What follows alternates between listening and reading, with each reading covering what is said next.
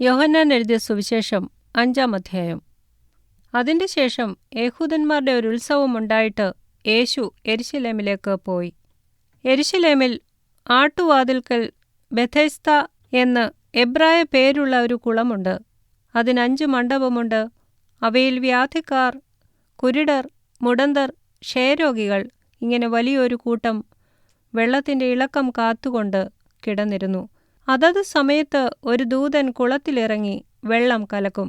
വെള്ളം കലങ്ങിയ ശേഷം ആദ്യം ഇറങ്ങുന്നവൻ ഏതു വ്യാധി പിടിച്ചവനായിരുന്നാലും അവന് സൗഖ്യം വരും. എന്നാൽ 38 ആണ്ട് രോഗം പിടിച്ചു കിടന്നൊരു മനുഷ്യൻ അവിടെയുണ്ടായിരുന്നു. അവൻ കിടക്കുന്നത് യേശു കണ്ടു. ഇങ്ങനെ ഏറിയ കാലമായിരിക്കുന്നു എന്നറിഞ്ഞു. നിനക്ക് സൗഖ്യമാകുവാൻ മനസ്സുണ്ടോ എന്ന് അവനോട് ചോദിച്ചു. രോഗി അവനോട്, യജമാനനെ, വെള്ളം കലങ്ങുമ്പോൾ എന്നെ കുളത്തിലാക്കുവാൻ എനിക്കാരുമില്ല.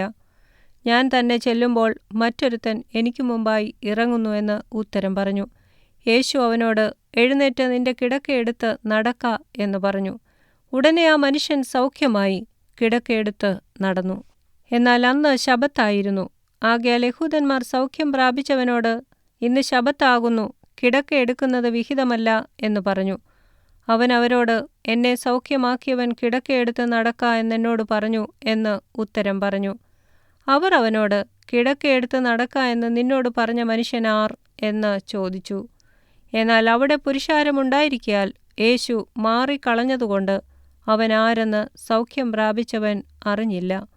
അനന്തരം യേശു അവനെ ദേവാലയത്തിൽ വെച്ച് കണ്ട് അവനോട്, നോക്കൂ, നിനക്ക് സൗഖ്യമായല്ലോ. അധികം തിന്മയായത് ഭവിക്കാതിരിപ്പാൻ ഇനി പാപം ചെയ്യരുത് എന്ന് പറഞ്ഞു. ആ മനുഷ്യൻ പോയി തന്നെ സൗഖ്യമാക്കിയത് യേശു എന്ന യഹൂദന്മാരോട് അറിയിച്ചു.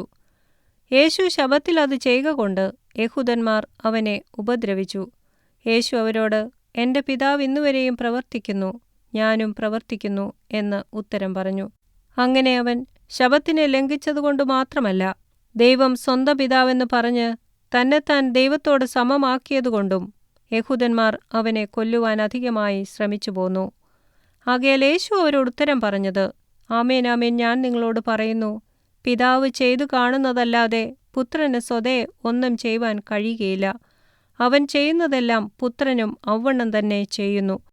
പിതാവ് പുത്രനെ സ്നേഹിക്കുകയും താൻ ചെയ്യുന്നതൊക്കെയും അവനെ കാണിച്ചു കൊടുക്കുകയും ചെയ്യുന്നു.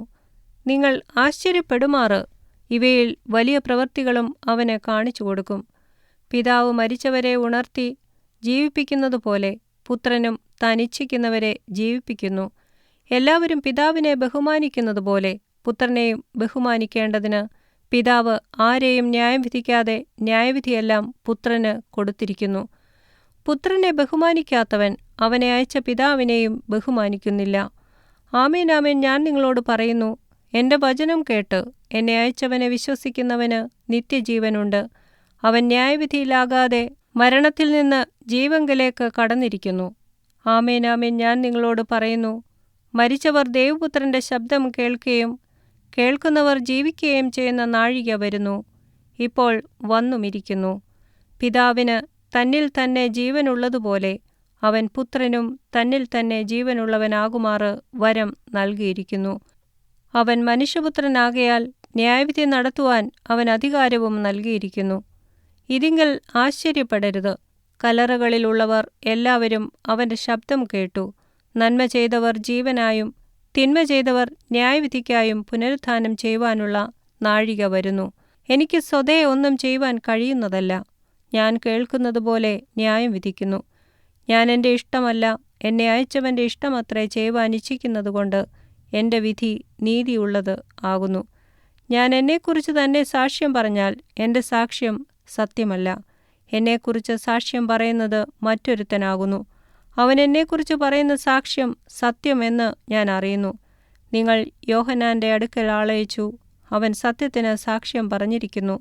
എനിക്കോ മനുഷ്യൻ്റെ സാക്ഷ്യം കൊണ്ട് ആവശ്യമില്ല. നിങ്ങൾ രക്ഷിക്കപ്പെടുവാനത്രേ ഇത് പറയുന്നത്. അവൻ ജ്വലിച്ച് പ്രകാശിക്കുന്ന വിളക്കായിരുന്നു. നിങ്ങൾ അല്പസമയത്തേക്ക് അവൻ്റെ വെളിച്ചത്തിൽ ഉല്ലസിപ്പാനിച്ഛിച്ചു. എനിക്കോ യോഹന്നാൻ്റെ സാക്ഷ്യത്തിലും വലിയ സാക്ഷ്യമുണ്ട്. പിതാവ് എനിക്ക് അനുഷ്ഠിപ്പാൻ തന്നിരിക്കുന്ന പ്രവൃത്തികൾ ഞാൻ ചെയ്യുന്ന പ്രവൃത്തികൾ തന്നെ. പിതാവിനെ അയച്ചു എന്ന് എന്നെക്കുറിച്ച് സാക്ഷീകരിക്കുന്നു. എന്നെ അയച്ച പിതാവ് താനും എന്നെക്കുറിച്ച് സാക്ഷ്യം പറഞ്ഞിരിക്കുന്നു. നിങ്ങൾ അവൻ്റെ ശബ്ദം ഒരു നാളും കേട്ടിട്ടില്ല, അവൻ്റെ രൂപം കണ്ടിട്ടില്ല, അവൻ്റെ വചനം നിങ്ങളുടെ ഉള്ളിൽ വസിക്കുന്നതുമില്ല. അവൻ അയച്ചവനെ നിങ്ങൾ വിശ്വസിക്കുന്നില്ലല്ലോ. നിങ്ങൾ തിരുവെഴുത്തുകളെ ശോധന ചെയ്യുന്നു, അവയിൽ നിങ്ങൾക്ക് നിത്യജീവനുണ്ട് എന്ന് നിങ്ങൾ നിരൂപിക്കുന്നുവല്ലോ. അവ എനിക്ക് സാക്ഷ്യം പറയുന്നു. എങ്കിലും ജീവൻ പ്രാപിക്കേണ്ടതിന് എൻ്റെ അടുക്കൽ വരുവാൻ നിങ്ങൾക്ക് മനസ്സില്ല. ഞാൻ മനുഷ്യരോട് ബഹുമാനം വാങ്ങുന്നില്ല, എന്നാൽ നിങ്ങൾക്ക് ഉള്ളിൽ ദൈവസ്നേഹമില്ല എന്ന് ഞാൻ അറിഞ്ഞിരിക്കുന്നു. ഞാൻ എൻ്റെ പിതാവിൻ്റെ നാമത്തിൽ വന്നിരിക്കുന്നു, എന്നെ നിങ്ങൾ കൈക്കൊള്ളുന്നില്ല. മറ്റൊരുത്തൻ സ്വന്തം നാമത്തിൽ വന്നാൽ അവനെ നിങ്ങൾ കൈക്കൊള്ളും. തമ്മിൽ തമ്മിൽ ബഹുമാനം വാങ്ങിക്കൊണ്ട് ഏക ദൈവത്തിൻ്റെ പക്കൽ നിന്നുള്ള ബഹുമാനം അന്വേഷിക്കാത്ത നിങ്ങൾക്ക് എങ്ങനെ വിശ്വസിപ്പാൻ കഴിയും?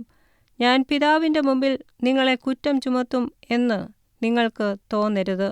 നിങ്ങളെ കുറ്റം ചുമത്തുന്നവനുണ്ട്, നിങ്ങൾ പ്രത്യാശ വച്ചിരിക്കുന്ന മോശ തന്നെ. നിങ്ങൾ മോശയെ വിശ്വസിച്ചുവെങ്കിൽ എന്നെയും വിശ്വസിക്കുമായിരുന്നു. അവൻ എന്നെക്കുറിച്ച് എഴുതിയിരിക്കുന്നു. എന്നാൽ അവൻ്റെ എഴുത്ത് നിങ്ങൾ വിശ്വസിക്കുന്നില്ല എങ്കിൽ എൻ്റെ വാക്ക് എങ്ങനെ വിശ്വസിക്കും?